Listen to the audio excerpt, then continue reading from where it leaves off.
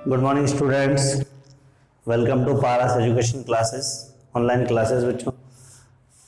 और ये हमारी सेकेंड क्लास है, some basic concept of chemistry. एक क्लास हो चुकी जिसमें हम लोगों ने मोलरता और मोलरता के बारे में बात कर ली थी बच्चों।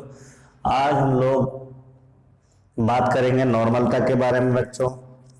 नॉर्मलता या नॉर्मलिटी की बात करें बच्चों, नॉर्मलता या नॉर्मलिटी की बात करें तो नॉर्मलिटी को एन से शो करते हैं बच्चों, और नॉर्मलता का फॉर्मूला होता है बच्चों,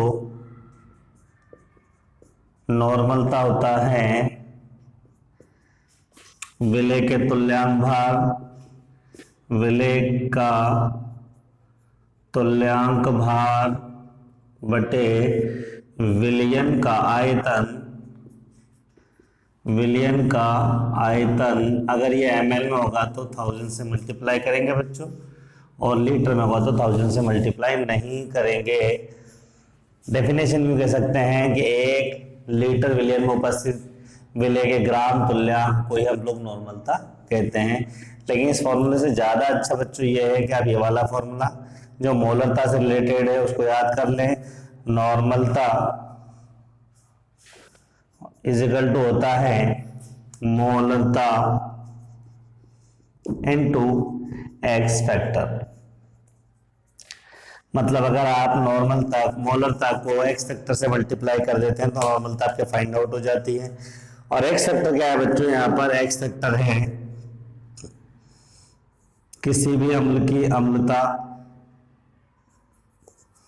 एक्स फैक्टर क्या है बच्चों, यहाँ पर एक्स फैक्टर है किसी भी अम्ल की अम्लता या किसी भी क्षार की क्षारकता, बेसिसिटी,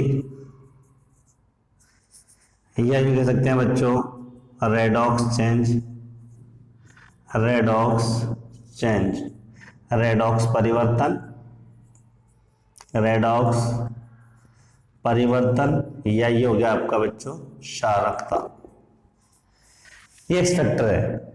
मतलब अगर किसी भी अम्ल को हम लोग पानी में घोलते हैं तो वो कितने H+ देता है, क्षार कितने OH देता है, ये कहलाता है उसके अंदर बच्चों रेडॉक्स चेंज, अम्लता और क्षारकता। और वैसे नॉर्मल रेडॉक्स चेंज की बात करें तो आपने यहाँ लिखा, मान लीजिए Mn+2 से कोई कन्वर्ट हो रहा है Mn+5 के अंदर, तो कितने इलेक्ट्रॉन का लेन देन हुआ, कितने का, 3 का। तो यूँ कह सकते हैं यहाँ पर ये जो 3 आएगा वो इसका रेडॉक्स चेंज होगा। बिल्कुल 2 टाइप के क्वेश्चन इसमें से प्रैक्टिस कर सकते हैं हम लोग बच्चों इसके अंदर। पहले इस फॉर्मूले पे बेस्ड और दूसरा उस फॉर्मूले पे बेस्ड। इस फॉर्मूले पे बेस्ड अगर क्वेश्चन की बात करें तो बिल्कुल सिंपल से क्वेश्चंस आपके आते हैं, ज्यादातर इसी टाइप के क्वेश्चंस होते हैं और ये ज्यादातर ICR के अंदर पूछे जाते हैं। इसको यूं कह सकते हैं बच्चों कि आपसे कहा गया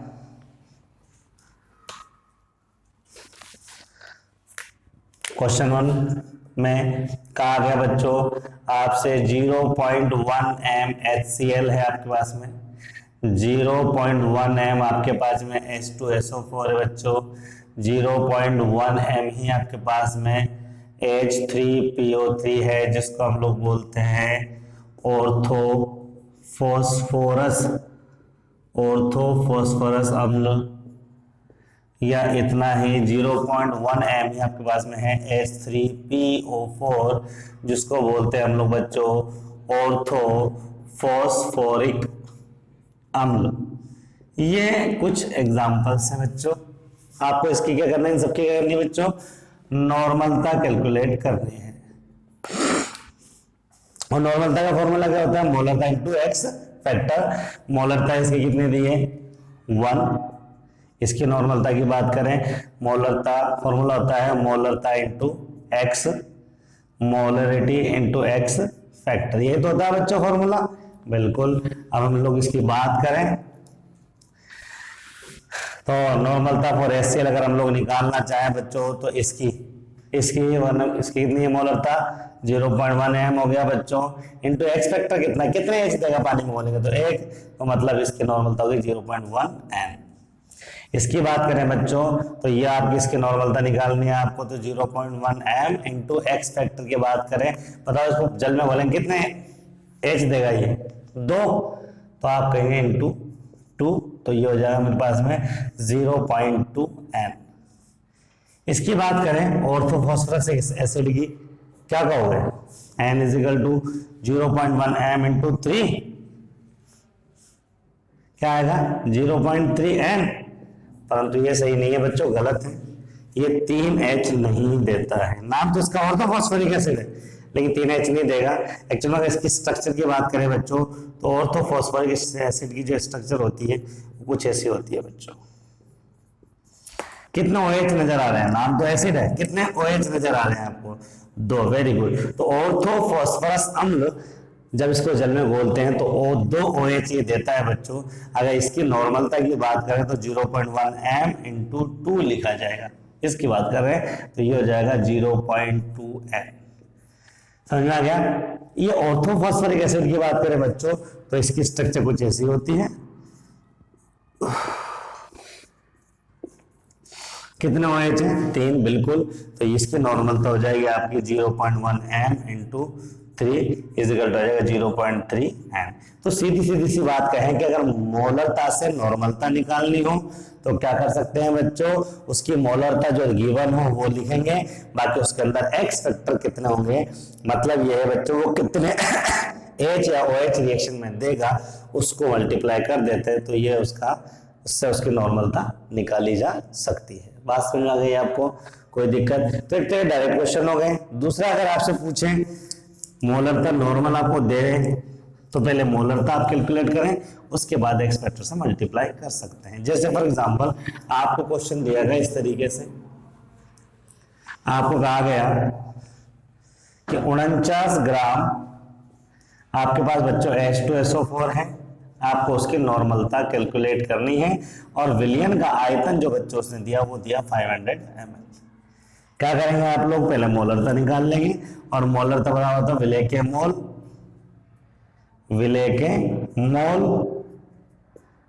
बटे विलयन का आयतन इंटू 1000 ml में, है ना? अब लेकिन पहले मोल निकालने पड़ेंगे, बताया था मैंने आपको। तो मोल निकालते हैं भार बटे अणुभार, तो मोल इजिकल टू गए मेरे पास में भार बटे अणुभार। तो भार कितना है मेरे पास में बच्चों, बताइए? भार कितना है? 49। अणुभार की बात करें तो हाइड्रोजन का कितना होता है? 2, सल्फर का कितना हो गया? 32, ऑक्सीजन का कितना हो गया? 64, एक का 16 है ना भाई, तो 16 चौक 64, टोटल कितना गया? 98, तो अपॉन 98 कितना आ गया? 1/2, मतलब 0.5। ये मोल, तो मोल आ गए बच्चों, तो यहाँ लिख देंगे मोलरता बराबर 0.5 मोल, विलयन का आयतन 500 इंटू 1000, 2 टाइम्स हो गया बच्चों, m इजिकल टू 1.0। ये आ गई मोलरता। नॉर्मलता निकालनी है तो नॉर्मलता बराबर क्या आ जाएगा? विलय के मोल, बोलो नॉर्मलता क्या आ जाएगा? मोलरता इंटू एक्स फैक्टर। मोलरता कितनी है? 1.0 इंटू एक्स फैक्टर कितना है? H2SO4 है बच्चों, कितना एच देगा? 2, तो 2.0 है इसका आंसर आ जाएगा। समझ में आ गई नहीं आपको? तो मोलरता से नॉर्मलता कैसे कैलकुलेट कर सकते हैं ये बताया जा सकता है। यहाँ एक क्वेश्चन आपसे ही पूछा जाए बच्चों, ये तो अभी अब तक हम लोगों ने बात की द्रव्यमान प्रतिशतता, द्रव्यमान आयतन प्रतिशतता, आयतन प्रतिशतता, उसके बाद में बात की बच्चों हम लोगों ने पीपीएम की, पीपीबी की, मोलरता की, नॉर्मलता की। ठीक है बच्चों, इसके अंदर कुछ क्वेश्चन इस टाइप के भी आते हैं, जैसे फॉर एग्जांपल आपसे कहा गया निम्न में से कौन सी सांद्रता इकाई, निम्न में से कौन सी सांद्रता इकाई ताप पर निर्भर नहीं करती है? Which concentration term does not depend on temperature. Option A दिया आपको मोलरता, ऑप्शन बी दिया मोलरता, ऑप्शन सी दिया नॉर्मलता, ऑप्शन डी दिया आपको फॉर्मलता। आपको बताना है कौन सी टर्म जो है वो ताप पर निर्भर नहीं करती है। इस टाइप के क्वेश्चन का आंसर क्या लिखेंगे बच्चों? तो पिछली क्लास मैंने बताया था कि वो है सांद्रता इकाई, वो सांद्रता इकाई जिसके अंदर क्या पाया जाता है? वह सांद्रता इकाई जिसमें क्या पाया जाता है बच्चों? आयतन पाया जाता है, वह ताप पर निर्भर करती है। तो इसकी बात करें हम लोग तो बताओ, मोलरता में आयतन होता है? बिल्कुल, विलेय के मोल बटे विलयन का आयतन होता है, ठीक है। मोलरता में आयतन होता है? नहीं होता है। विलेय के मोल बटे विलायक का भार होता है, इसलिए डिपेंड नहीं करेगी। नॉर्मलता मोलरता से निकालते हैं, मोलरता से फॉर्मलता भी निकाल सकते हैं हम लोग। तो कहने का मतलब ये है कि मोललता, सारी सांद्रता इकाइयों में मोललता एक ऐसी सांद्रता इकाई है जो ताप पर निर्भर नहीं करती है। इस क्वेश्चन को ऐसे पूछा जा सकता है, निम्न में से किस सांद्रता इकाई का प्रयोग उच्च ताप पर किया जा सकता है? मोललता, क्योंकि ताप ज्यादा भी होगा तो सॉल्यूशन की विलयन की क्या होता है? सांद्रता बदलेगी नहीं। ठीक है बच्चों, समझ में आ गया इतना? अब आगे चलते हैं हम लोग। अगला टॉपिक हमारे पास में मोल अंश, जिसको मोल फ्रैक्शन भी बोलते हैं, मोल प्रभाज भी बोलते हैं, मोल भिन्न भी बोलते हैं। तो हमारे पास में अगला टॉपिक आ गया बच्चों मोल अंश। दूसरा क्या नाम बच्चों इसका? दूसरा इसका नाम है मोल प्रभाज। तीसरा क्या नाम बच्चों इसका? तीसरा इसका नाम है मोल अंश, मोल प्रभाज, मोल भिन्न, और इसी को हम लोग बोलते हैं बच्चों मोल फ्रैक्शन। क्या बोलते हैं? Mole fraction. मोल फ्रैक्शन को हम लोग डिनोट करते हैं बच्चों एक्स से। मोल फ्रैक्शन क्या होता है? इसको यूं समझिए बच्चों, इसका एक एग्जांपल लेते हैं हम लोग। हमारे पास में क्या है कि 3 कंपोनेंट हैं, ए, बी और सी। ये 3 कंपोनेंट है, उन तीनों को मिला करके हमने कोई ना कोई विलयन बना दिया।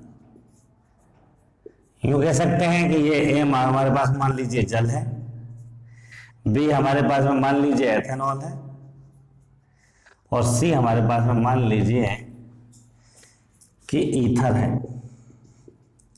तीनों को मिला रहे हैं आप, कुछ भी हो सकता है। तो हमारे 3 कंपोनेंट को हम लोगों ने जल नहीं कहा, एथेनॉल नहीं कहा, ईथर नहीं कहा, हमने कहा सब ये तो 3 कंपोनेंट ए, बी और सी, इसका मोल अंश बताना है आपको। तो मोल अंश क्या कहता है? मोल अंश कहता है बच्चों कि अगर जिसके मोल अंश आपको निकालने हैं, मान लीजिए अगर निकालने हैं, तो पहले आप मोल अंश निकालने से पहले सबके मोल निकालिए।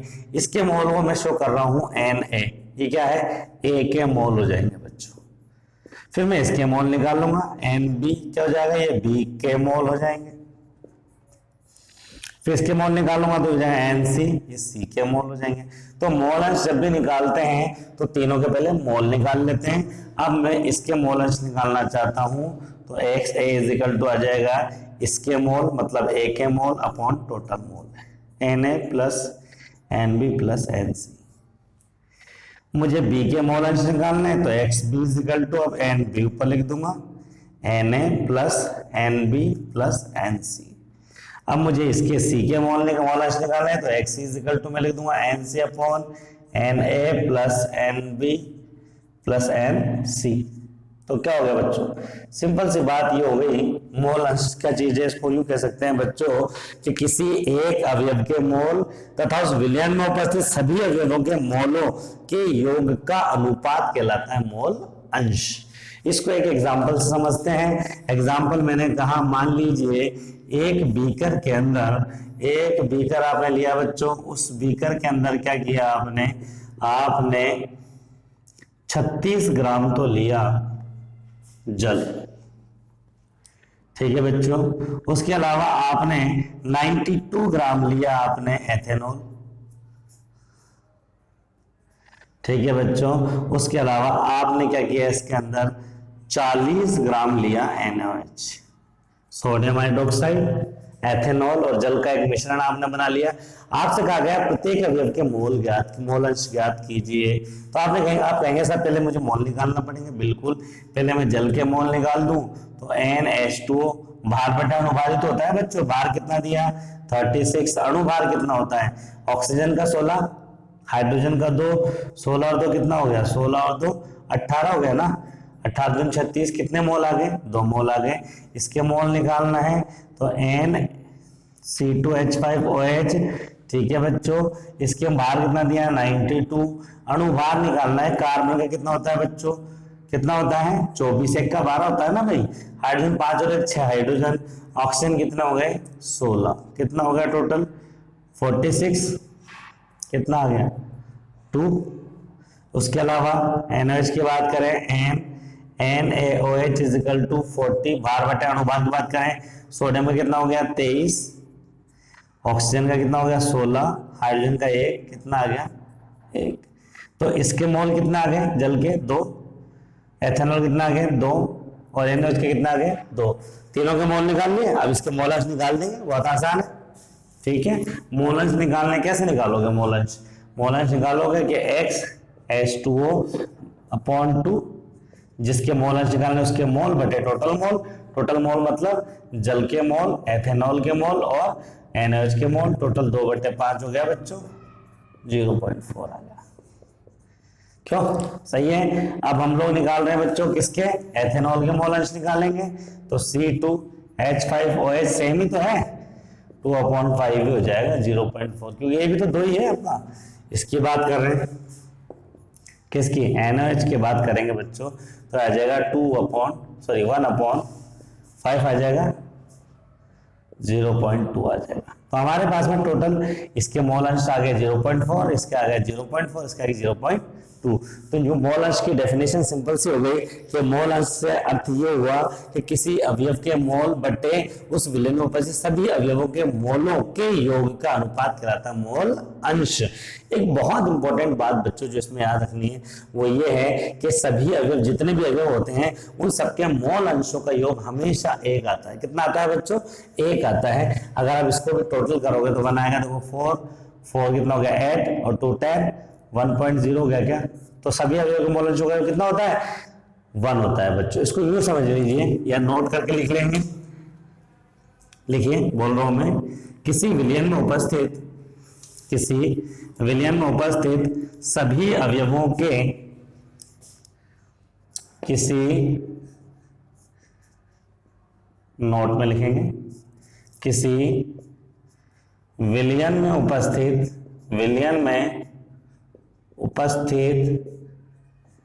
सभी अवयवों के मोल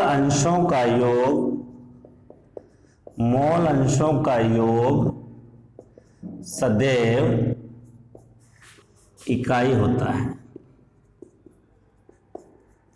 मतलब अगर 3 थे component A B C, total कितना है 1। कुछ अच्छे क्वेश्चन भी इसमें से बनते हैं। एक क्वेश्चन मैं आपको बताता हूं, क्वेश्चन देखने में डरावना लगेगा, होगा आसान। आपसे कहा गया, सपोज हेबर विधि द्वारा अमोनिया निर्माण में यदि N2 के मोल अंश 0.2, अमोनिया के मोल अंश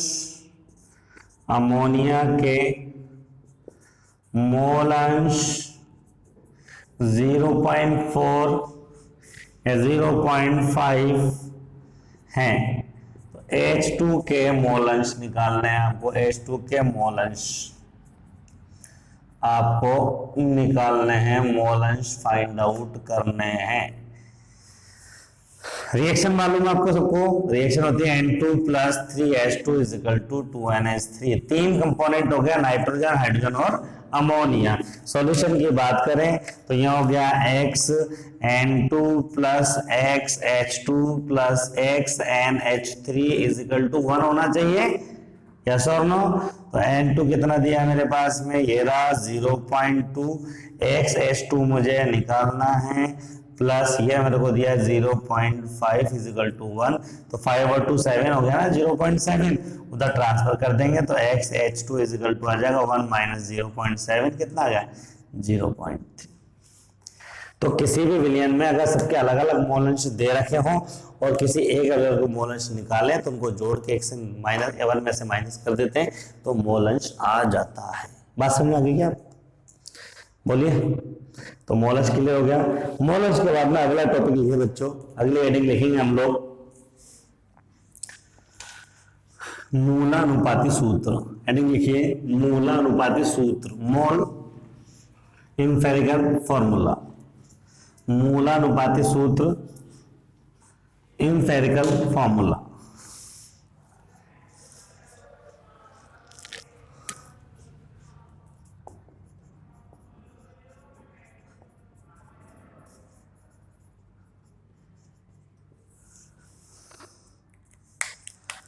क्या नाम बच्चों? मूलानुपाती सूत्र। क्या होता है मूलानुपाती सूत्र? इसको यूं समझ सकते हैं बच्चों हम लोग कि मान लीजिए मेरे पास में बेंजीन का फॉर्मूला है C6H6, मेरे पास में ग्लूकोज का फॉर्मूला है C6H12O6, मेरे पास में H2SO4 का फॉर्मूला, सल्फ्यूरिक एसिड का फॉर्मूला है H2SO4। ठीक है बच्चों, मेरे पास में ब्यूटीन का फॉर्मूला है C4H8।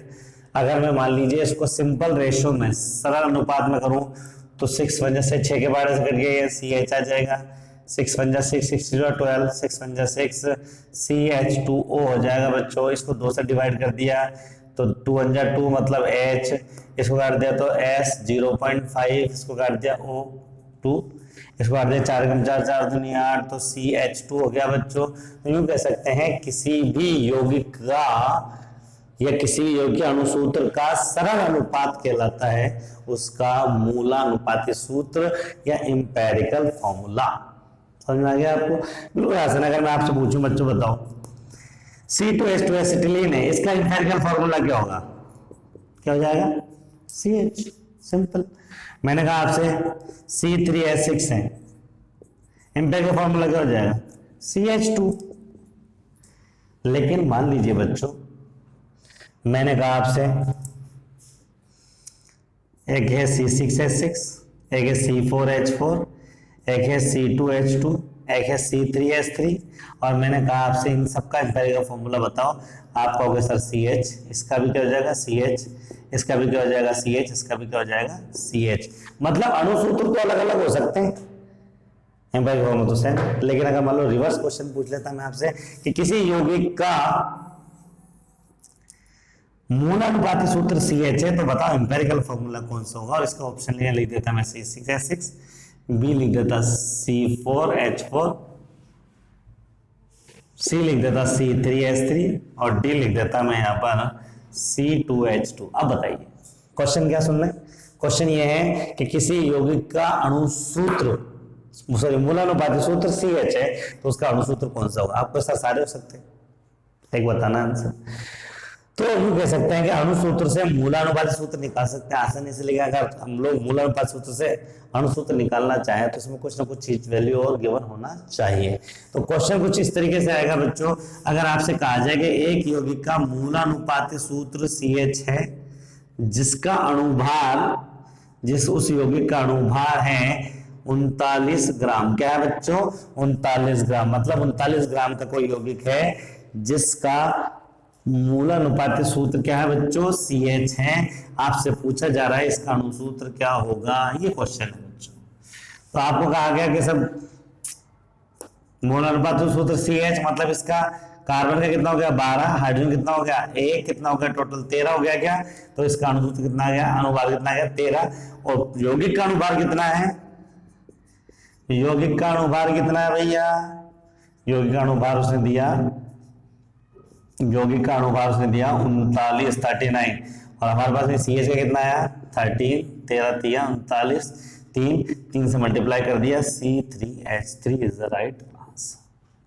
मतलब यूं कह सकते हैं बच्चों कि किसी भी यौगिक का अगर हमें किसी भी यौगिक का अगर हमें मूलानुपाती सूत्र दे रखा हो, उसका अनुभार दे रखा हो, तो उससे हम लोग उस यौगिक का क्या निकाल सकते हैं, अणुसूत्र निकाल सकते हैं। एक क्वेश्चन और देखिए, आपसे कहा गया क्वेश्चन है कि एक यौगिक का अनुभार है 180 ग्राम, कितना है 180 ग्राम, और उसका अणुसूत्र उसने उसका मूलानुपाती सूत्र दिया आपको, उसका मूलानुपाती सूत्र उसने कहा CH2O है, तो अणुसूत्र आपको फाइंड आउट करना है।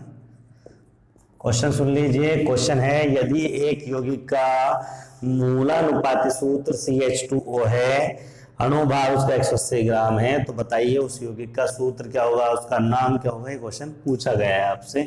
अब सिंपल है, पहले आप इसका क्या निकाल देंगे, इस CH2O का अणुभार निकाल देंगे। CH2O मतलब कार्बन का 12, हाइड्रोजन का 2, ऑक्सीजन का कितना हो गया 16, कितना हो गया 14 और 16 कितना हो गया 30 हो गया क्या बच्चों, ठीक है। तो यूं कह सकते हैं कि अणुभार कितना था 180 मल्टीप्लाई विथ और डिवाइड बाय कितना 30, 0 से कट गया, 3 से 6 बार कट गया क्या बच्चों, 6 से मल्टीप्लाई कर देंगे, C6 6 दूनी 12, S6 और तो C6H12O6, ये आपका फॉर्मूला, किसका फॉर्मूला है, किसका फॉर्मूला है, ग्लूकोज का।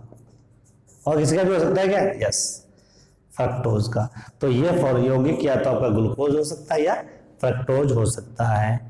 ये आपको मालूम है कि ग्लूकोज और फ्रक्टोज का फॉर्मूला एक जैसा होता है। ग्लूकोज के अंदर एल्डिहाइड समूह पाया जाता है, जबकि फ्रक्टोज के अंदर कीटोन समूह पाया जाता है। बात समझ में आ गई आपको, तो यहाँ बात क्लियर हो गई। तो हमने यहाँ एक बात ये सीखी कि अणुसूत्र से मूलानुपाती सूत्र कैसे बनाते हैं, और मूलानुपाती सूत्र हो तो उससे अणुसूत्र कैसे बनाते हैं। कुछ अलग अलग क्वेश्चन और आते हैं उस पर, एक आध क्वेश्चन और आते हैं, उस पर भी हम लोग प्रैक्टिस करते हैं। अच्छे अच्छे क्वेश्चन आते हैं, देखते हो कौन कौन से क्वेश्चन है मूलानुपाती सूत्र के। एक क्वेश्चन आपको यूं कहा गया बच्चों कि एक यौगिक के अंदर, एक यौगिक है जिसके अंदर आपसे कहा गया कि 2 ग्राम आपके पास में हाइड्रोजन है, 32 ग्राम आपके पास में सल्फर है, और 64 ग्राम आपके पास में 64 ग्राम आपके पास में ऑक्सीजन है। आपसे कहा गया कि उसका अणुसूत्र बता दो, आपसे कहा गया उसका मूलानुपाती सूत्र बता दो। 2 क्वेश्चन समझ में आए, 2 निकालने फॉर्मूला। एक क्वेश्चन और दिया, मैंने आपसे कहा कि एक यौगिक के अंदर कार्बन, हाइड्रोजन और ऑक्सीजन पाए जाते हैं। कार्बन उसके अंदर है मान लीजिए 36%, कार्बन, हाइड्रोजन उसके अंदर है बच्चों मान लीजिए, हाइड्रोजन उसके अंदर है 5%, या यूं कह सकते हैं हाइड्रोजन उसके अंदर है, हाइड्रोजन उसके अंदर आप मान सकते हैं 6% मान लीजिए, 6 नहीं, इसको आप ऐसा मान लीजिए 40 और 8 4% मान लीजिए, चलो ठीक है, फ्रैक्शन में निकाल लेंगे। तो 4% का हाइड्रोजन है और 36% कार्बन है, ठीक है। इसका भी आपको मूलानुपाती सूत्र निकालना है, अणुसूत्र निकालना। 2 टाइप के क्वेश्चन तो हो गए, एक सिंपल दिया, एक परसेंटेज में दिया। 2 क्वेश्चनों को पहले इसके बारे में फिर आगे बात करेंगे।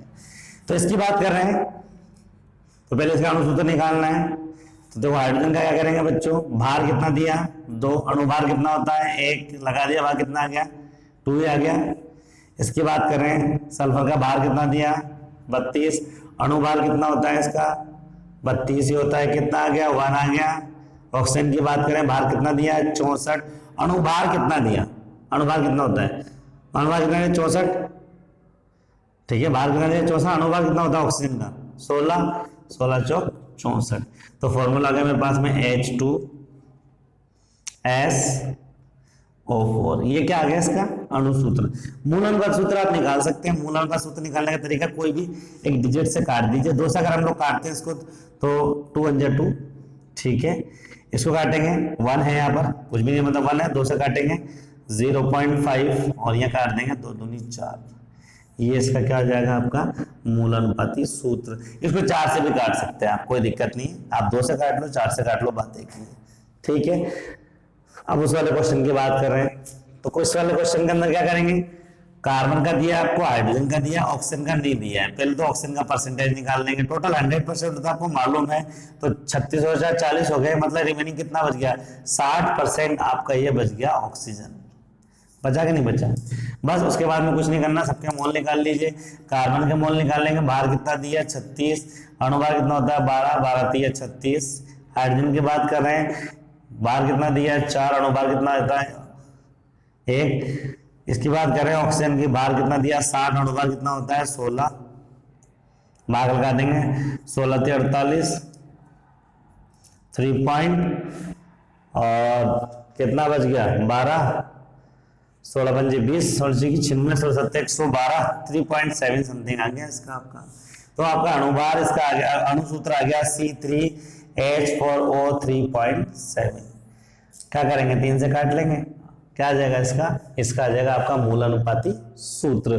तो 2 टाइप के क्वेश्चन हो गए, 3 टाइप के, सॉरी एक क्वेश्चन तो वो 4 टाइप के मानो। एक क्वेश्चन तो ये था कि आपको डायरेक्ट अणुसूत्र दिया, मूल अनुपाती सूत्र पूछा, तो आप सिंपल रेशो से काट लेंगे, आंसर आ जाएगा। दूसरा आपको क्या दिया कि मूलानुपाती सूत्र दिया, अणुभार दिया, उससे आपको अणुसूत्र निकालना था, निकाला। तीसरा क्वेश्चन क्या था आपका? यूं कह सकते हैं तीसरा क्वेश्चन ये हो गया बच्चों आपका कि पदार्थ की ग्राम में मात्राएं दे दी आपको, आपने उनके मोल निकाल के उसका अणुसूत्र और मूलानुपात सूत्र निकाल दिया, या फिर आपको पदार्थ की मात्रा परसेंटेज में दे दी, ऑक्सीजन का अमाउंट नहीं देगा, दोनों को जोड़ के ऑक्सीजन का अमाउंट निकाल लेंगे 100 से माइनस करके, और फिर उसको काट लेंगे, अणुसूत्र और मूल अनुपात सूत्र आ जाएगा। समझ में आ गया? एक और बहुत ज्यादा टिपिकल टाइप का क्वेश्चन है, वो भी देख लीजिए, वो आखिरी टाइप का क्वेश्चन है इसके अंदर, मूल अनुपात सूत्र के अंदर। चले आगे, चलिए।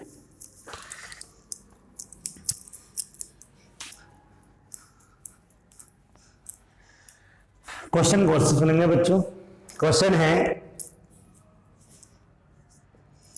3 ग्राम कार्बनिक सैंपल को जलाने पर, सैंपल को जलाने पर 4.4 ग्राम CO2 तथा 1.8 ग्राम H2O प्राप्त होता है।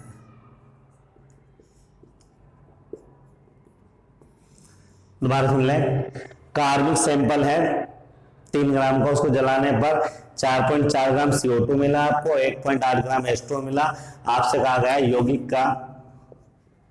यौगिक का अणुसूत्र तथा मूलानुपाती सूत्र क्या होगा। बात समझ आ गया आपको? ये क्वेश्चन है। क्या करें, जब ये बर्निंग वाले क्वेश्चन आ जाते हैं, किसी पदार्थ को जला रहे हैं, सैंपल को जला रहे हैं, तो फॉर्मूला क्या कहता है, सॉल्यूशन से क्या कहता है, पहले कार्बन का परसेंटेज निकालिए। फॉर्मूला क्या? Percent of carbon is equal to, इसमें आ जाएगा कितना आ जाएगा? 12/44 इंटू, ये आ जाएगा आपका weight of CO2 upon weight of sample. CO2 का भार बटे सैंपल का भार। बात कर लेंगे। अब कहीं सर 12 क्यों रखा? CO2 में कार्बन है, क्या अणुभार 12 होता है, टोटल का अणुभार कितना होता है? 16 दूनी 32 और 12 44, इसलिए CO2 के हिसाब से 44 रखा है। कार्बन की मात्रा निकालने इसलिए 12 रखा है। ठीक है, तो 12/44 मल्टीप्लाई विद CO2 का भार कितना है, इसने दिया 4.4 ग्राम, यहाँ रख देंगे 4.4 अपन वेट ऑफ सैंपल की बात करें, सैंपल कितना है? 3 ग्राम का है। ये बच्चों 44 से 0.1 टाइम कट जाएगा, 3 चौक 12 होते हैं बच्चों, पॉइंट आ जाएगा। ठीक है, ये आ जाएगा बस में 0.3 चौक 12 हो गए ना बच्चों, तो पॉइंट इंटू 100 भी लगाने, परसेंटेज में निकालना है, परसेंट है ना, इंटू 100 है बच्चों, तो यहाँ आ जाएगा मेरे पास में 40%। कार्बन का परसेंटेज आ गया, हाइड्रोजन का निकाल लेंगे। परसेंटेज ऑफ हाइड्रोजन की बात करें तो 2/18 into weight of H2O upon weight of sample into 100। यहाँ 2 क्यों लिया? क्योंकि आपका जो हाइड्रोजन है वो यहाँ पर H2O के फॉर्म में निकल रहा है, और H2O में हाइड्रोजन का अनुभार कितना है? 2 है। टोटल अनुभार कितना है? 18 है। ठीक है, यहाँ आ गया अपना 2/18, और वेट ऑफ H2O कितना दिया? Into 1.8 upon weight of sample कितना दिया? 3, ये रहा। उसके बाद में इंटू 100 परसेंटेज निकालना है। ये 0.1 टाइम हो गया बच्चों। ठीक है, इससे काट दिया, ये कितना आ गया आपके पास में? 20 आ गया लगभग। तो 20/3 काट देंगे, 6.66% हमारे पास में क्या आ जाएगा? हाइड्रोजन आ जाएगा। अभी ऑक्सीजन भी तो है इसके अंदर सैंपल में, वो तो आया ही नहीं। तो मैंने अभी आपको बताया था, जब किसी कंपाउंड के अंदर कार्बन और हाइड्रोजन का हमें परसेंटेज मालूम हो तो ऑक्सीजन का परसेंटेज वो देता भी नहीं है, हमें मालूम करना पड़ता है, निकालना पड़ता है। और इस परसेंटेज को अगर बच्चों हम लोग यहाँ कैलकुलेट करना चाहें तो ऐसे कर सकते हैं, percentage of carbon plus percentage of hydrogen minus, ठीक है, ये कह सकते हैं 100 minus percentage of carbon plus percentage of hydrogen. यही तो करते हैं, हाइड्रोजन का कार्बन का परसेंट जोड़ के टोटल 100 है, माइनस कर देंगे, ऑक्सीजन आ जाएगा। तो ये कितना है हमारे पास में? ये कितना है? 40% प्लस ये कितना है? 6.66%। मतलब मेरे पास में ये टोटल अमाउंट हो गया भैया 46.66%। इसको 100 में से माइनस कर देते हैं हम लोग, कितना आ गया? 53.44% आ जाएगा आपका, इतना आएगा। तो हमारे पास में question type number 4th type का आ गया, जिसमें हमारे पास में परसेंटेज ऑफ कार्बन, हाइड्रोजन और ऑक्सीजन आ गया। क्या निकालना है? अणुसूत्र निकालना है। निकाल देंगे, पहले कार्बन का निकाल देंगे, इधर निकाल देते हैं, जगह कम है बच्चों हमारे पास में। कार्बन का निकालेंगे तो भार कितना दिया? कार्बन का भार कितना दिया हमारे पास में? कार्बन का भार है 40। अणु भार कितना होता है कार्बन का? 12। कितना हो जाएगा? 12 × 36। ठीक है, क्या बच जाएंगे? 4। कितना आ जाएगा? लगभग 3.33 समथिंग आ जाएगा। हाइड्रोजन का निकाले, दिया हुआ है 6.66/1, इतना आ जाएगा 6.66। अभी आपको निकालना है किसका? ऑक्सीजन का। ऑक्सीजन का कितना दिया? 53.44 डिवाइडेड बाय 16 होता है ना भैया, काट देंगे, 16 × 48। ठीक है, कितना बच जाएगा? 49, 50, 51, 52, 53, 5 हो गए, 16 × 48, मतलब यहाँ भी 33.33 के समथिंग आ गया। तो यूं कह सकते हैं इस यौगिक का अणुसूत्र हो जाएगा C3.33H 6.66 और O हो जाएगा आपका 3.33। ये इसका हो गया आपका अणुसूत्र। क्या हो जाएगा बच्चों? अणुसूत्र। तो मूलानुपाती सूत्र अगर आपको निकालना है, अगर इसका मूलानुपाती सूत्र अगर आपको निकालना है बच्चों, तो कैसे निकलेगा? तो हमारे पास में क्या होगा? इसको काट लेंगे, डिजिट एक जैसी है, 1 2 1 हो गया, मतलब हो जाएगा CH2O। तो ऐसे सैंपल, ऐसे क्वेश्चंस जिसमें सैंपल को जलाने की बात करता है, और परसेंटेज ऑफ कार्बन इस वाले फॉर्मूले से निकाल देंगे आप लोग, एकदम फिक्स पैटर्न है। ठीक है, परसेंटेज ऑफ कार्बन निकल के आ जाएगा। उसके बाद में इस वाले फॉर्मूले से आप निकाल देंगे बच्चों, इसके अंदर परसेंटेज ऑफ हाइड्रोजन निकाल दिया। ठीक है, परसेंटेज ऑफ हाइड्रोजन निकालने के बाद में दोनों को प्लस करके 100 में से माइनस कर देंगे, किसका परसेंटेज आ जाएगा? ऑक्सीजन का परसेंटेज आ जाएगा। जब तीनों के परसेंटेज आ जाएंगे तो उसके बाद में आपको दिक्कत होनी नहीं चाहिए। क्या करेंगे? बार बटे अनुभार से उसका मोल निकाल लेंगे, जो रेशो आएगा वो उसका अणुसूत्र हो जाएगा। उसको और सिंपल रेशो में करेंगे तो क्या आ जाएगा? उसका मूलानुपाती सूत्र आ जाएगा। बात समझ आ गई बच्चों? तो आज के इस लेक्चर के अंदर हम लोगों ने बात की नॉर्मलता के बारे में। ठीक है, नॉर्मलता के बाद में बात की हम लोगों ने इसके अंदर बच्चों मोल अंश के बारे में, बहुत इंपॉर्टेंट है। उसके बाद में बात की हम लोगों ने मूलानुपाती सूत्र के बारे में। मूलानुपाती सूत्र क्या होता है, कैसे कैलकुलेट किया जाता है, ये बता दिया मैंने आपको। और मूलानुपाती सूत्र से अणुसूत्र कैसे बनते हैं वो भी बताया। और मूलानुपाती सूत्र से कितने टाइप के क्वेश्चंस आ सकते हैं वो भी हम लोगों ने डिस्कशन किया। अब हमारी नेक्स्ट क्लास के अंदर बच्चों हमारे जो रिमेनिंग टॉपिक है, जिसके अंदर हम लोग कह सकते हैं, कौन सा टॉपिक है बताओ? उसके बाद में अगला टॉपिक आ जाएगा हमारे पास में LR आ जाएगा, लिमिटिंग रिएजेंट, जिसको हम लोग सीमांत अभिकर्मक कहते हैं, उसके बारे में बात करेंगे। ठीक है बच्चों?